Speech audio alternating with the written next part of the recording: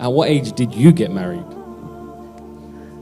19. 19, mashallah. So I have grandchildren. I have 10 children and 3 grandchildren, direct grandchildren, and perhaps another one very soon. And like I say, 4 of my children are married and the others are still to get married. I even, one day, in one of my lectures, I said, guys, I have 8 daughters and 2 sons. So all the boys better be in good behavior because we're watching you. Mashallah, mashallah. Incentive if ever there was one. Can I say something, mate? Of course, Sheikh.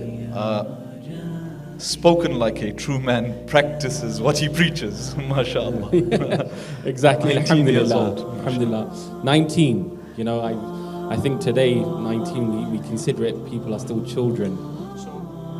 So what happens is, a lot of the times people say, well, you know what, I'm looking for someone who's got a good salary, a lovely house, a beautiful car. When I married, I had nothing. I relied fully and totally on my father.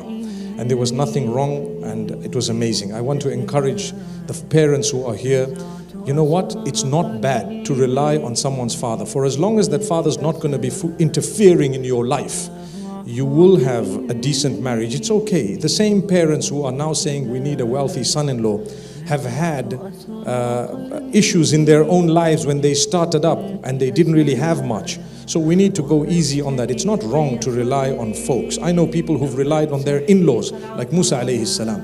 He relied on his in-laws. He was marrying a man who employed him and said, you're going to work for me for so many years. You can take my daughter. He says, well, there goes, I'll do it. So it's not wrong. Today, because we're living on, social media, we're comparing our lives to the lives of people we think exist, but they're just showing you a life that they're not actually living. So it becomes very toxic.